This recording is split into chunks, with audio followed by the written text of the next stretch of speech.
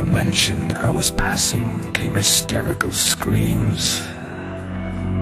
"Help me, please. Oh my God, help me, please. He's taking my life. I'm cut off at the knees."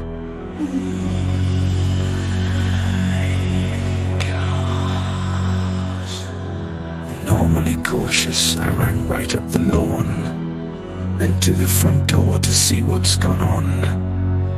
I pushed on the door and it swung open wide. The place was so dark I could not see inside. Movement in the room caught my eye on the left, so quick and so subtle against a room so bereft. A figure was sitting so still in the chair. Adjusting to the dark, I didn't see him right there. The smell in the house was like embalming fluid, the horror of a scene by a skeletal druid. Long nose, hollow eyes, and a pale twisted face.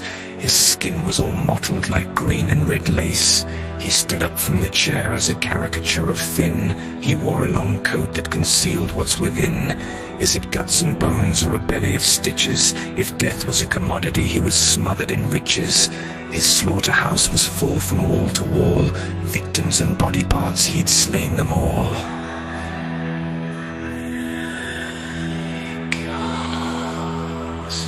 Some victims were still breathing in a pile nearby. Some were more lucky and had been able to die. "What do you want?" he asked in a voice so low. I said, "Nothing right now, but permission to go." "You'll do no such thing, you unwanted guest.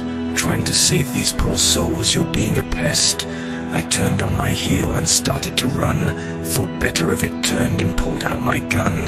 "What on earth is that?" he asked with a growl. I unloaded a clip and he started to howl. "What have you done?" he demanded to know. I unloaded a second clip and finished the show. He danced on my bullets, flying apart at the seams, his greenish-brown blood running out in great streams. As the last of the smoke left the holes in his head, he said with a gasp, "At last I am dead." He lay very still and then began to dissolve. The crazy in my mind also began to resolve. Finally, by morning, I was alone in that place. All remains had evaporated along with his face. I walked home from there, having saved just myself. Once home, put my bottle of absinthe back on its shelf.